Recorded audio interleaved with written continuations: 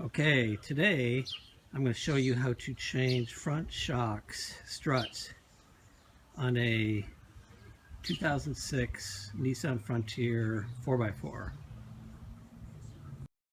As you can see, I've already removed the front tires and put it on jacks. You have to remove both front tires in order to do either shock, and I'm going to show you why. What you're first going to have to do is remove the bolts from the sway bar, which I've already removed this bolt from this side and from the other side. Remove that, and then from the other side,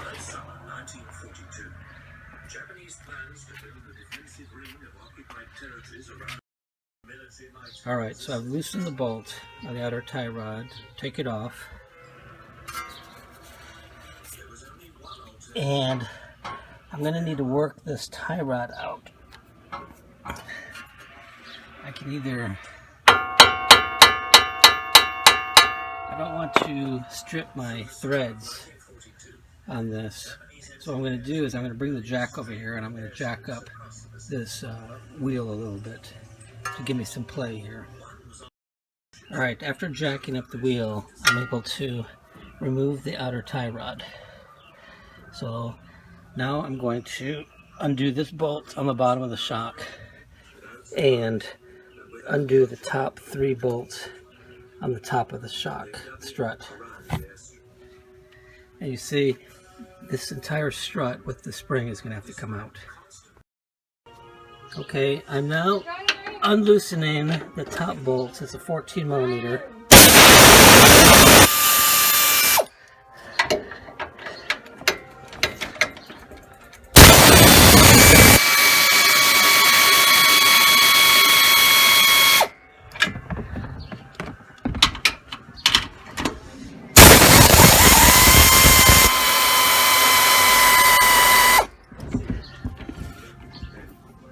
And once I get these off, I've already loosened the bottom bolts, but I've left that in there right now, so I'll take that out in a little bit. Okay, I've got the top bolts off. The bottom bolts is off from that side. Now what I need to do is I need to push the bolt through here. So I'm going to pound it from this side to pound it through. Well, I found out that I don't really need to pound it. I can just actually pull it out because I have the wheel jacked up a little bit. So it gives it a little bit of play. Alright, so I got the bolt off.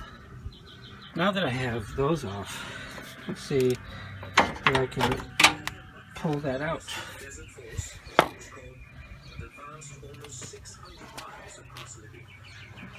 There's a shock. You can see that they're Bilstein shocks. They're fairly new. And I'm going to, now I have to uncompress the springs so I can pull the shock out of the coil spring. And that's the tough job. So to get the coil spring out, you need a spring compressor set. These came from Harbor Freight Tools. I've used some other ones from AutoZone. And they work very good. You can go to AutoZone and buy them, but these were only like $15 at Harbor Freight Tool. I've used them before, so they're safe, and they work. So what I'm going to do is I'm going to hook them on and compress the spring.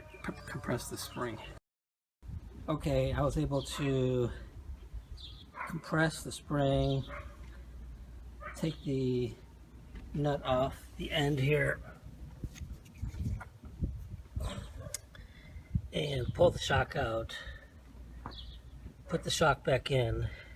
Make sure you put the rubber bushing back in here before the top cap.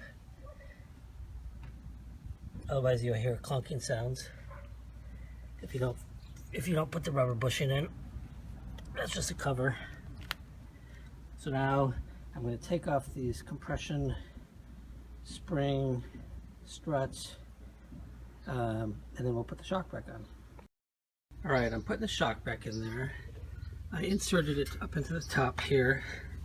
And you can see I got two nuts started. This one in the back. Not this one yet.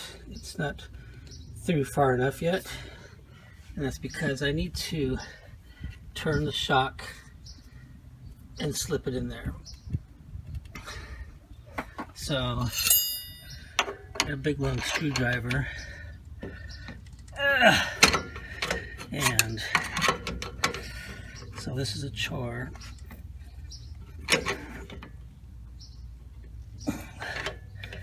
To turn this shock. So I'll turn the shock and then I'll start the video back on. I need two hands.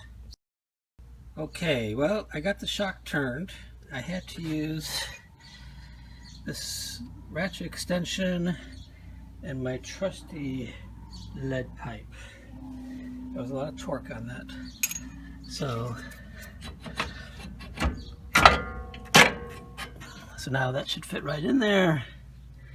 And as you can see, the holes are not lined up. So what I'm going to do is I'm going to jack up the wheel here.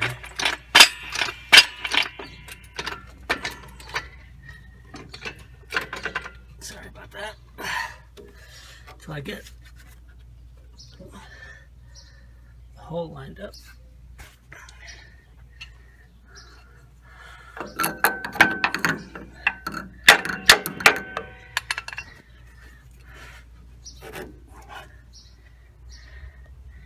So let me line that up and get the bolt in.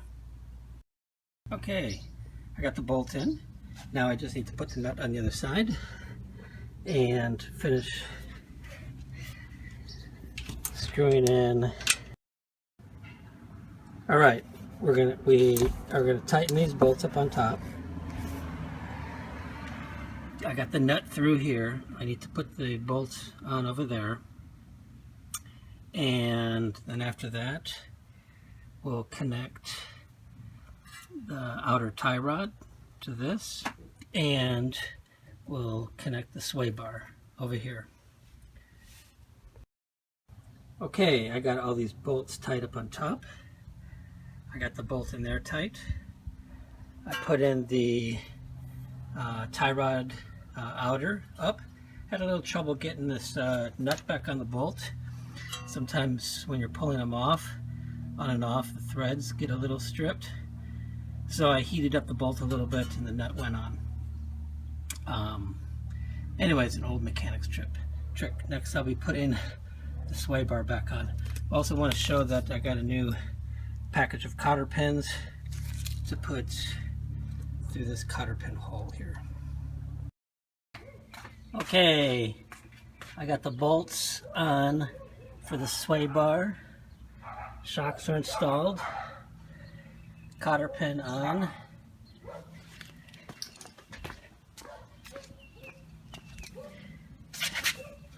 Got the bolt on for the other side of the sway bar.